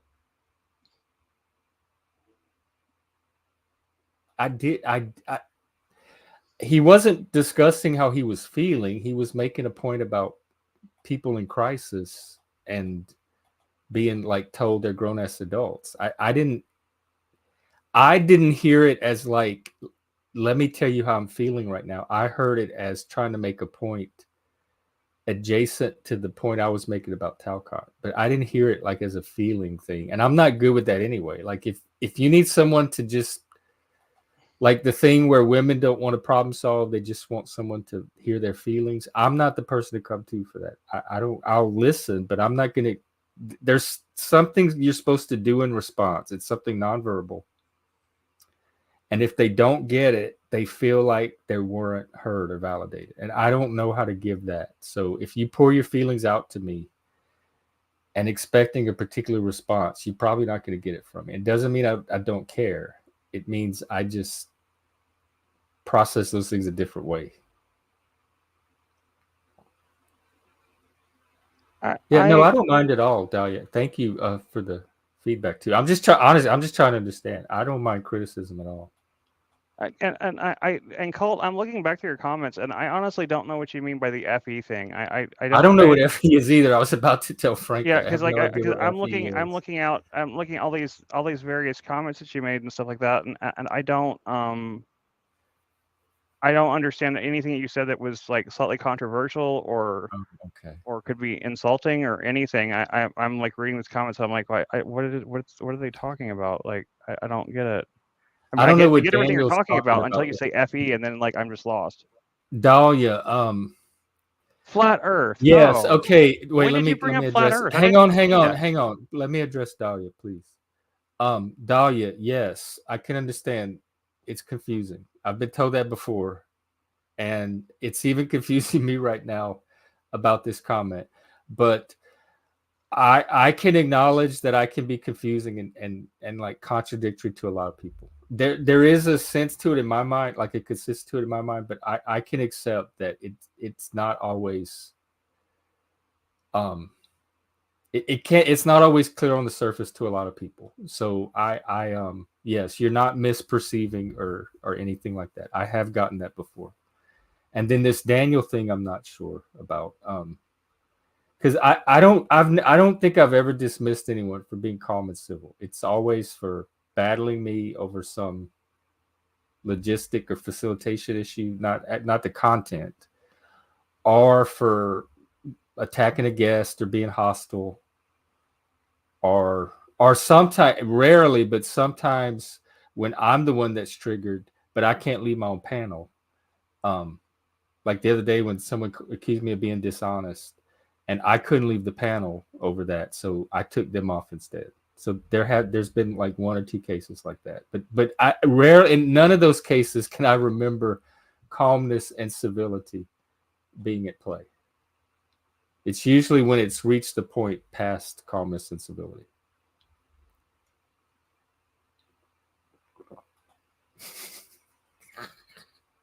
All right, so. What is FE? Did we figure?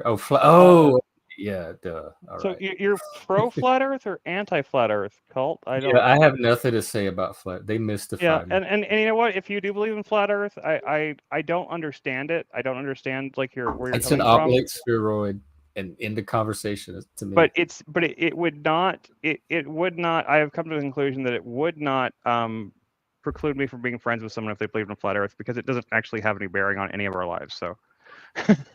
Yeah, it'd be different if I had a friend or something that told me one day that he says, like, I really think murder is okay, then I would probably need to back away from that person, because, like, who knows when you're going to be the one to get murdered, right? but if your position is that the Earth is flat, my position is the Earth is an oblique spheroid, I suddenly realized that even though, like, I have trouble understanding that person, there's no reason I couldn't be friends with that person on other topics, because they can be intelligent people outside the flat Earth thing. Even if I don't think the flat Earth thing makes sense to me, it doesn't mean it makes sense to them for a reason, and like that's fine. I don't. We're all half retarded in some areas. Exactly. Yes. Just like your teacher told you. Yeah. I think there should be an age for all laws to fall away. Yeah, I mean, I can kind of get that. The idea that there's certain law. I mean, I don't think that. You think even murder? Oh, like if you get old enough, you can start doing it. I know. Actually, I kind of agree, because I feel like when you get a certain age, you should be able to do whatever the fuck you want and just leave those people alone. They have earned. Let them drink, smoke, do whatever, drug, gamble. Leave them alone. Now, I don't think they should be allowed to harm others. Other people. They should be able to do whatever they want. Yeah, I think they should have a lot of latitude to, like, kind of like. Yeah. You lose me at even murder. I'm fine with drugs, but like murder, in fact, I'm a proponent of legalizing and regulating all drugs. I think they should all be legalized and regulated, because I think it's a much better solution than the drug war. I don't know. I still kind of like the concept of controlled substances. I don't know if all. They would be controlled substances, but I think they should be available to the public if there was if the person really wants it, but then they'd have to get it through a properly like that way That's what they do in Louisiana. The medical marijuana, you have to get your prescription from your doctor, like your medical doctor. There's no medical. Like here in Washington State, you could go to all these like naturopaths and stuff and get a certificate. And in Louisiana, it has to be a medical prescription from a physician. Let's say it's 200. What 200? Oh, 200 years old. Yeah, okay. I guess you're. Oh, like if you make 200, then you can do it. If you live to be 200, then you're probably immortal. Then we should all be fearing you, not worrying about whether or not you're murdering people, because you're probably not killable at that point. So you're probably some Superman like God creature. So like I don't think that we need to worry about whether or not you murder people at that point. I think we should just all kind of like be like, yes sir, whatever. Like you just kind of. I think if you hit the age 200 today, you should just automatically become president. Like you just like it, not like real president. You wouldn't be, because I mean, assuming your mind is sharp, you're not like Joe Biden president. But I mean, but you should, if you're still 200 and you're still like fully functioning, like cognitively aware and everything like that, then why shouldn't like that person just automatically be president? They clearly they know the secret to eternal life. Apparently, eternal life within the sphere of our planet, not even in a spiritual sense. Like I'd be fine with that person leading the country. But I don't think that's going to happen. So I don't fear that as a possibility. So that's the reason why I can make such a stupid statement like that.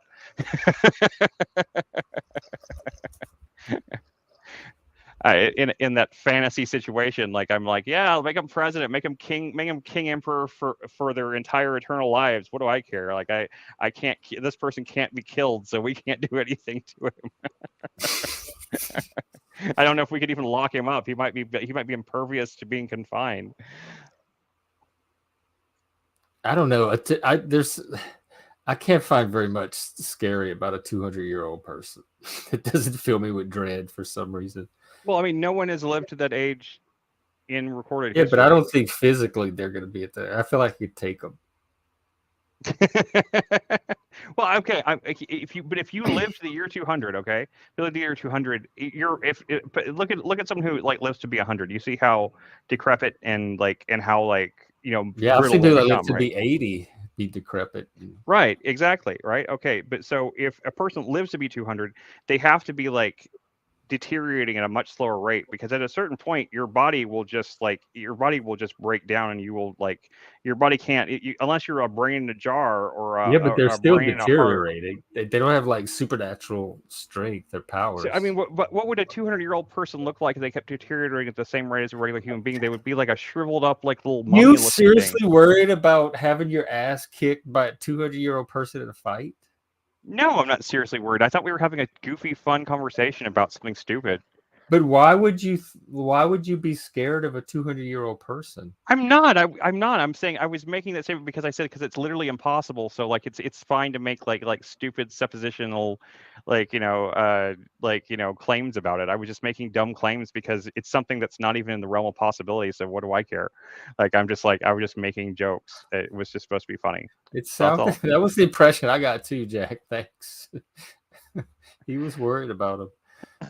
Yeah, that's like that game. What's that game where you have like each person pulls a card like King Kong and Barack Obama or somebody, and who would win in a fight, and then they have like different superpowers, like silly superpowers, and then each person has to make the case for why their person would win in a fight, and then the rest of the players vote on which one was the most persuasive, and then that person gets the point. That's what this reminds me of. It's like dumb hypothetical scenarios. Yeah, that people spend hours exactly arguing over the minute. But if I had a laser weapon that controlled sharks, then I could shoot your guy into the ocean. But then I have like the power to summon swallows that could come and drag me out of it. It's a really silly game, especially when you play it with a bunch of geeks and nerds that could just spin the narrative. I know it is a game I enjoy, so I'm sorry for that. But I mean, if we go with like the biblical timeline of like where it talks about how such and such lived to be 500, some lived to be 1,000 years old, or whatever, like Methuselah lived to be 1,000. You think there were 1,000-year-old people back then? No, not really. I don't think so. But my point being, like, if we take that premise as reality, right? One thing it doesn't say why is can't we just take reality as our starting point? Okay, well that's no fun. Oh, okay. See, just like me and Lib hit this too, where he's talking about some imaginary existence, and I'm trying to talk about. Well, he's what we talking are about now. it as a real eventual political reality, as some And people we believe. I was talking about reach it that as a same goofy. conflict where my starting point is life as it is in front of me at this point, like the game board as it's laid out right now, and yours is like this imaginary version that's just more fun. Well, it's because it's a hypothetical conversation about hypothetical things. It's not supposed to be So realistic. I'm the one that shouldn't be getting caught up on it. Like, so it's my inability to let go of concrete reality. I can't get into the hypothetical universe as easily. I guess so. I mean, but I don't have to get into it either. I've never been a writer. I've never considered myself. I was I just do not trying to have have a fun. writing brain. I was just trying to have fun. That's all. That's it. I could wasn't. think of like Dungeons and Dragons scenarios and adventure. I could spin those out endlessly. But if you ask me to actually write them, I don't have the brain that could actually write them. Then we can put it in the terms of like a Dungeons and Dragons type thing. Like now I don't know Dungeons and Dragons that well, but I do know that like in Dungeons and Dragons, like elves, like right, just like they do in Lord of the Rings, they live for like hundreds of years, right? They're like they do live longer, and they don't get old and decrepit. They stay like these right. like pristine they age over like hundreds and hundreds, like 500 or 600 I would just years. like it. So I would in this hypothetical stupid reality thing we're talking about, I would assume someone that lived to be 200 or 300 years old would have to be some kind of magical elf person in order to survive. I just assume long. they're like a really old, even older person of our normal 100-year-old people. So they're even because they're like twice as decrepit, twice as frail, twice as feeble. If they kept shrinking and becoming more decrepit in the way that humans normally do, they would turn into like a shriveled up mummy person by the time it hit. Yeah, that's how I see it. When you talk about this 200-year-old person, that's what I see, a shriveled up mummy. I don't see this like robust, heroic figure that's 200 because they have this mystical I guess power in my mind, I don't think that you could survive to be that long without being some sort of robust like. Okay, I see the conflict because you were rationalizing why they're 200 in the first place, and I was just taking that as a given in the starting experience. I didn't necessarily didn't even make sense to me why they were 200. I was just willing to start with that age. I was saying that if you were if you live to be 200, you've got to have some kind of like something where you're not getting older. Why do you have to have that? What if you're just a really old person? Or what if they science creates a medication that keeps you alive, but it doesn't stop the aging process? So you just age really slow over 200 years instead of 100 years now, but you still age and get decrepit. It's just a slower rate of it. So by 200, you're still an ancient shriveled mummy. Why do you have to have some superpower to get to 200? I guess because as far as I know, the human physiology can't continue decaying. Like you can't have it be a thought. See, you're doing what you accuse me of. You can't have it be a thought experiment and then tied to reality at the same time, which is what I was trying to do. If I'm looking at it from your perspective, you're looking at your perspective, and you're saying that like why would they have to have this? I'm saying if we follow the laws of physics and physiology as we know them, like the human body couldn't sustain that level of decay. It would eventually just I assume that the thought experiment took place in current physical reality unless told otherwise. And so I was using a 200-year-old person as they would exist in our current physical conditions here on Earth. And the question was about, regardless of how they got to 200, should the law be suspended at that point? Should they suddenly not have to follow laws if they got to 200? Yeah. And you're like, yes, because there's something miraculous about them that they even got there. So there's something special about them as a human that got them. And probably frightening. And I wasn't thinking that at all. I was thinking it was any old person. We're just going to pretend that their lifespan is 200 instead of 100. But other than that, they're an ordinary old person. The way human beings are at this moment, if they were 200 years old and they decayed as a normal person does, we wouldn't have to worry about them murdering anybody because they wouldn't be able to pick up a gun. They wouldn't be able to stab. I mean, like the only way they'd be able to maybe kill somebody is maybe by accident, by bumping into them in their wheelchair. So I don't think that, we don't really have to worry about old people at that age, like, killing anybody because they wouldn't be capable of murder because they wouldn't be physically capable of it. So, we wouldn't have to worry about that person. All right. I'm sorry. I'm gonna have to end the stream. Frank just informed me that the new season of Australian Survivor we're about to watch is the All-Star season. So I'm not gonna be able to wait much longer to watch that.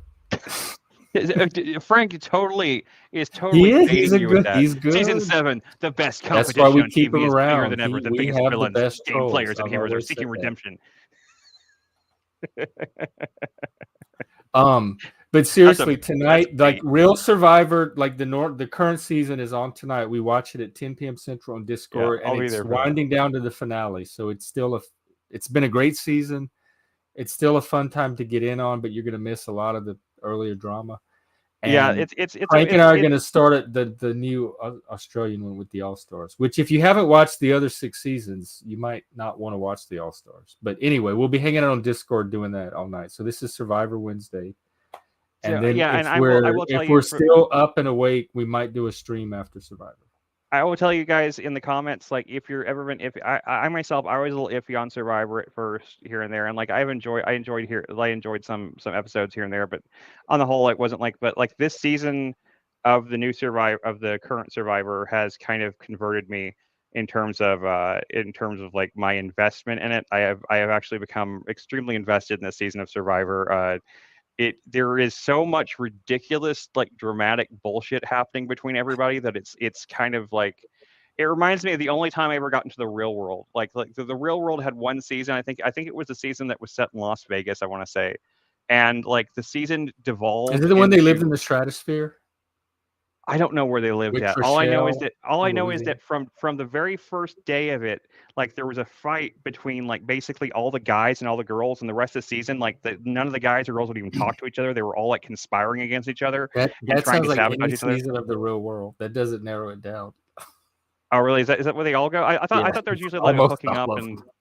I thought there was usually a lot of hooking up between actors and like no one would talk to each other. Well, it's both. It's hooking up and fight. It's all of it's fighting. And well, there was no fucking. There was nothing sexy happening in the season, and it was fascinating to watch as like the editors tried to figure out how to make this dramatic. Whenever it was mostly people giving them each other the silent treatment, and then so like they would end up focusing entire episodes on one character going off and going to a concert, and he's just like the most boring douchebag in the world, and it's just hilarious. Oh yeah, and they were trying to make him so interesting, and like nobody, and you could just feel it was palpable how uninteresting it was. I watched that whole season just agog with just like this I can't believe this is airing on television. Like why wouldn't they just delete this season and start over? Like there was no reason to air this. I enjoyed it, and because they would send them on these little activities like each episode, so they all put them in a car a little and send them up like to go skydiving or something. So they forced interaction through these activities. It wasn't just silent treatment. The way they did it in this, they actually gave them money to start a business. And since they had divided the house was basically guys and girls, like, and there was no guys in the girls team, no girls in the guys team. They were just completely divided. So like they divided themselves like that, and they divided the money, and each decided to like make their own business. And in both instances, both groups squandered all the money right away. It was just like it was gone, like within like a week, by the next episode. And they were like, well, we don't really have, and like the producers were like, well, there isn't any more money. We don't. That was your chance to start your business. And they were like, oh. And so like, I mean, like even the premise of the season like got blown up like right away. It was just amazing. I've never seen such a train wreck. And MTV back in the day used to have the most beautiful train wrecks. There was a VMAs once that it still aired. It's re-aired since then. But whenever it aired live, it was the most like awkward and train crashy thing I've ever seen. For example, Lou Reed was there when he was still alive, right?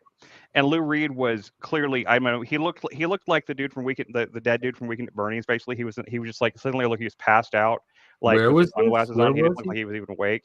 And it was Pink, the artist, the pop artist Pink was just like all over him, just like touching him and like trying to make out with him the whole time. And like Lou Reed just like does not care. It looks like he's passed out, doesn't even care. And Pink is drunk as shit. Okay, Pink is so drunk, and like she didn't even win. She went up twice, tried to go up to accept an award. She didn't win. AFI won an award and was like, and they were like just like Lou Reed was like their god or something like that. Like they were like they were like, we're so honored to be here in the presence of Lou Reed, and Lou Reed, the first time he actually like he was like he got up and just like flipped them off and was like, "Fuck you guys." So like, and like the guys from AFI just looked really sad and walked away. It was still, I've never seen anything like it before. It was like everything that could go wrong in an award show went wrong in this one award show. And like then later, whenever they replayed it, they cut out all that stuff.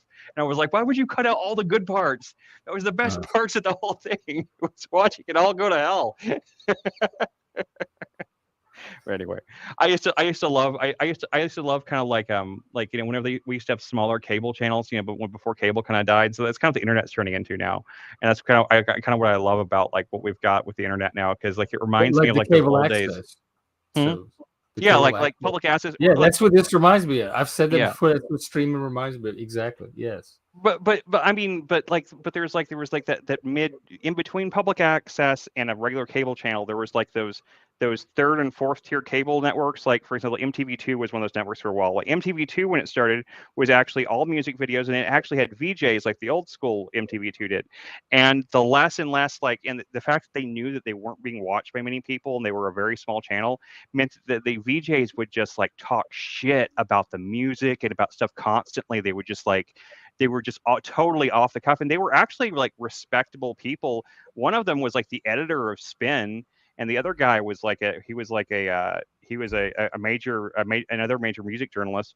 And so like they would just like trash the artists they were playing, and like they would do all this stuff like that, and like it was amazing to watch like this like kind of like really unscripted, like unfiltered shit that no one was paying attention to unless you were like one of the 5 people watching. So like, and it's stuff that's like lost to time, like that stuff. No one recorded it. There weren't DVRs back then. No one was making like 12-hour long VHS tapes of MTV2 back then. So there's no way to like ever experience it again. So it's very. I had I had a whole stack of tapes I recorded off of TV. It was some MTV stuff, Liquid Television, just a whole bunch of random stuff from the 90s. And I threw it all away in one of my moves. Yeah, but I had that because I said I'm never going to sit down and go through this and figure out what's valuable and what's not. So I might as well just throw the whole shit away. It's just a burden to drive around. And now what you realize is that you could have made an entire time shift TV channel now. Like they have entire channels that get millions of views. That all they do is upload old VHS tapes. I had all kind of obscure shit. There's probably a treasure trove in there. Yeah, like seriously, like there's channels that get millions and millions of views, and all they do is upload like an entire VHS tape, and they call it a time shift from whatever date it was. They're like, this is like MTV time shift dated 1996 or whatever it is, and it has all the commercials. Nothing's edited out. It's the whole VHS tape, and like they get millions of views of that. We're breaking space and time with the internet. Yeah, I wish I had. Unfortunately, like I actually kept a lot of my VHS tapes for a long time, but a lot of mine, it rots. Like they don't. The VHS tape format's very brittle, and a lot of them broke, and like they can be very difficult to fix. So, I had to throw a lot of that stuff away. I used to have a bunch of tapes that were just like a full afternoon of like Saturday morning cartoons or something like that, When Anyway, you guys go watch Survivor. Have fun. Okay, yeah. I'm gonna go see if I can. During COVID, for some reason I didn't have access to my stereo or something. But for some reason I forgot why. But I the only thing I had was my box of old cassette tapes, and some of them were the original tapes from like the 80s. And I listened to during COVID for like a week or two. That's all I had to listen to, and they all worked. They all sounded exactly like audio tape. The stuff they use for audio tape is a lot. A lot of it was because my parents bought the cheap because we were poor. We bought the cheapest VHS tapes, and they used to record it on like the the highest setting so that you got the most amount of tape out of it, and that degrades the tape faster. That's the reason why. The audio, do you know that like still to this day, what is Daniel talking about? Oh my God, who's being a diva? Wow. Wait, who's talking about what? Like we're talking about VHS. Daniel, I think he comes here. Look, he might be a troll himself. He comes here looking for things to react to. I mean, Daniel seems usually pretty cool, but like I don't. Maybe he's maybe he's talking about earlier in the comments. Maybe he's going back to the comments reading. He might have joined late, and he might be seeing the comments said something. Earlier. He says, "Yes, it's important to laugh, Frank, which is why I enjoy your sense of humor." And all I said was, "We ask that viewers do not feed the trolls." And then Daniel hyperventilates with this. Okay, no, okay, Daniel. Okay, I have to now. I feel obligated to step in and say this. I personally, and neither does Jeff, I don't believe, consider a troll to be someone who has a differing viewpoint. That is not what either of us consider a troll. We consider a troll to be somebody that comes in and starts making ad hominem, baseless attacks and attacking people's characters. And plus, we like families. If they're good trolls, we like our trolls. Yeah, I think he thinks that this comment was directed at something other than it actually. Frank's a troll. Frank makes fun of me and Jeff all the time. Like he's not even like he doesn't even. Frank is our troll. We claim Frank as he is the Outliers in Exile troll. He keeps us grounded to reality. He keeps us from getting a big head because anytime we start thinking anything like positive about ourselves, Frank is right there to cut our legs out from underneath us, and that's what we want Frank here for. To remind us what a pieces of shit we really are. He's good at what he does. Yeah. So, like, I mean, like, whenever I'm talking about trolls, we say trolls. We're talking about people that come on the panel and get loud and disruptive and like try to change the subject to whatever it is they want to talk about, and they don't care about anything else, and they'll just yell and scream at everybody. That's what we consider trolls. We consider trolls so they're disruptive and hostile. I do not care if you have a different opinion. No, I don't. I consider half the Hank is a troll, Frank is a troll, Neurojack is a troll. I consider trolls something. But when you say don't feed the trolls, you're not saying don't feed the Jack, don't feed the. I mean, don't feed the. Frank, I don't know what Daniel thought it was referring to. I was using it to refer to Frank, to Colt's comment. Oh, but we all feed there's Frank. There's this idea that I want to challenge about. Frank's a monkey. We all hang on. We all stop it and give him leaves. Chris, please, can I get this out? There's this idea that I want to challenge that I don't accept differing viewpoints. Like, go find another panel in the panelverse that has more differing viewpoints than this. People come here all the time and tell us how many fucking different viewpoints they have that show up on the stream. You could go watch all our past streams. You're going to find hundreds of viewpoints on everything. So to say that I don't accept differing viewpoints, you have a whole channel full of videos that just contradict that. So I don't know why you would say that or where that's coming from. All right, now go ahead, Chris. No, nothing. I was saying I just said that we all but I said you can't say not to feed the trolls, and we all feed Frank because Frank's our little monkey troll, and like we all give him little leaves all the time. So we give him little grapes and stuff, and he eats them, and or how the audience thinks. And then he shits them out and throws his poop at us. So that's how it works. I hope I'm not the next Talcott that people get obsessed over for no reason. Start seeing all kind of little things about. That's why I can't watch that new X-Men cartoon. Then the music takes me back in time when it was ever on commercial block. Yeah, that would be cool if they should have created like fake 80s commercials for that new X-Men 97 thing. That would have been great. Like commercials for toys that don't exist or something like that. Like that would have been a really funny thing to do. But I watched a little bit of one of them, but I also realized that like I wouldn't go back and watch the old X-Men 97 either. So like I don't know why I was watching this. It isn't really interest me that much. Oh, are we on cartoons? See, I should have ended the stream when I meant no, to. No, sorry, I just responding to a comment. I responded to one comment. I know, but we've been spurging for like half an hour after I told him I'd go. Sorry. And I still have to run to the store as well. So it's going to be another delay.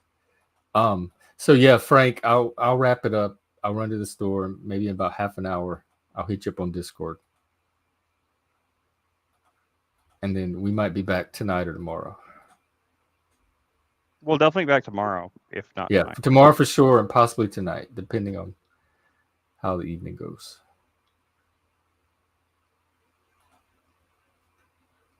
All right, well, then if that's the case, then good night, everybody.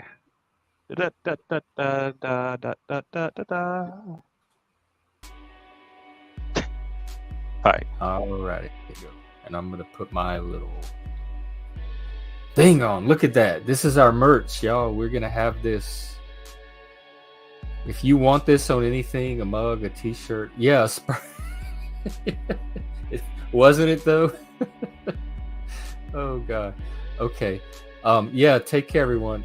We'll find a way to make it happen. So this is going to be our first birch offering, created by Chris for our Clample experience.